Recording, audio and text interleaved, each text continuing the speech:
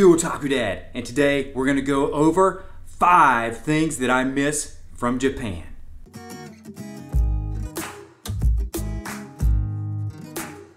Alright guys, this has been a tremendous journey for Otaku Dad. And if you remember a couple weeks ago I put out how hard it was to make the transition from coming from Japan to here in America. But the great part about it is I've been able to occupy my mind with all those wonderful things like my Harley Davidson. Yes, I have been out riding and having a blast.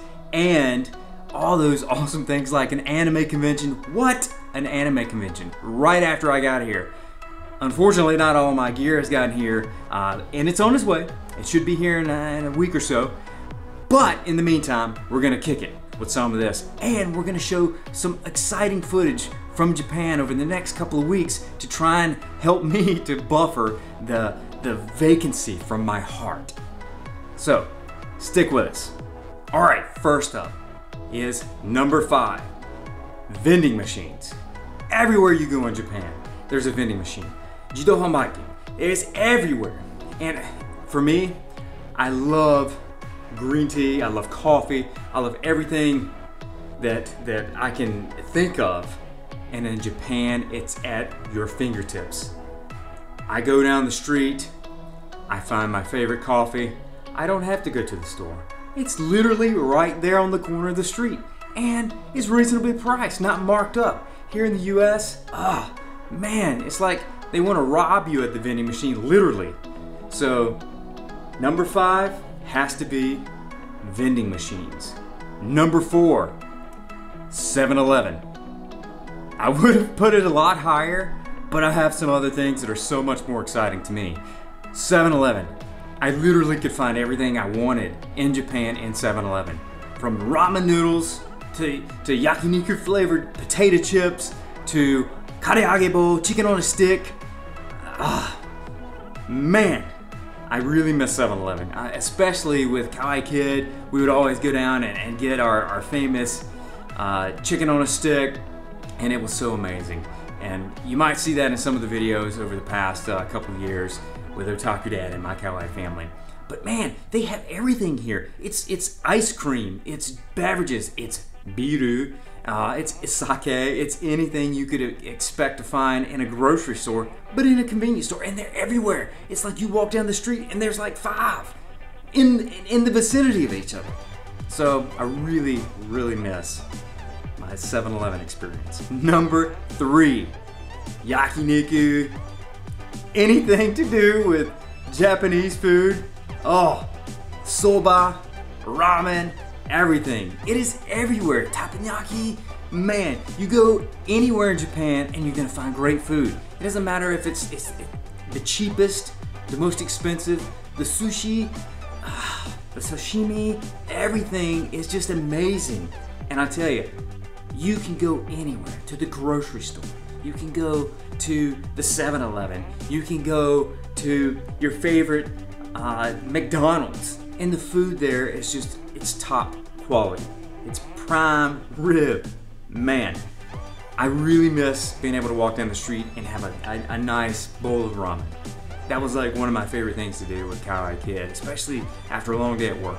There's been some good home goods stores that have a lot of the ingredients, and some Japanese stores here locally where I'm at, but it just, it's just not getting it straight from a vendor. Next up, the train system.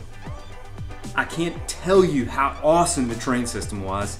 You should have seen all those people every time I went to Tokyo getting crammed in. And I wonder, who would want to do this? Who would want to come in to this small train and get packed in here and just go for hours? But then I started driving. And oh man, it took forever to get everywhere. So I completely understand why people would fight the rush hour traffic or even get up earlier, an hour, 2 hours earlier and get on the train system, because it's just simply amazing. It really is on time. Well, the rumor's true. There's a few times that I've been on the train and we've actually arrived late. About 20 seconds late. But there's been times, numerous times, where I've arrived like almost 20 seconds early. So No matter where you go in Japan, the train system is amazing, especially my favorite, the Shinkansen.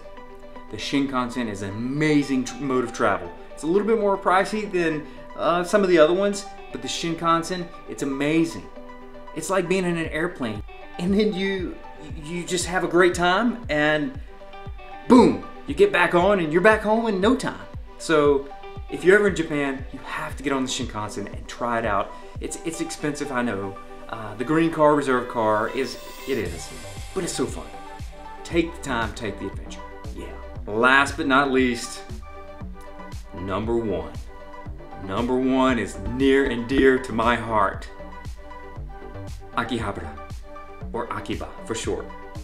Akihabara is the best place for anime and otakus in the world. Now I've been to Osaka, and I've been to Hiroshima, and I've been to Kyoto, and I've been to everywhere you can think of that there may be any type of anime isolated into an otaku tribe, but at the very end, Akihabara. Now the prices there, unless you know what you're doing and you have a good guide, you're gonna get ripped off. So, but I'm not saying like ripped off like, hey, I'm getting ripped off thousands of dollars. No, you're gonna get about $100 to $200 is pretty pricey for some of the figures that you can find there. There's some figures there that are like $300 or $400. And that's what I mean by ripped off, because you can go down the street and you can usually find that same product for about 50% off. Or you go to a recycle shop or a used shop and you're gonna be able to find that same product for about a third of the cost. So I'm a huge anime fan, a huge figure fan, and once all of my stuff starts getting in, I'm definitely gonna be reviewing some of my top 5 favorite figures. Can't wait to show you those. So that's gonna do it for today's Otaku Dad. 5 things that I miss from Japan. Now there's a lot more that I miss from Japan, but these are 5 things that I felt like I could capture with some of the footage, and I could show you, the viewer at home, just a little piece of my life that I'm missing. And yes, I may have the smile on and I may be a little bit excited here, but I'm really missing it. And I'm really missing being able to show you at home some of the awesome things that Otaku Dad, an otaku like me, misses.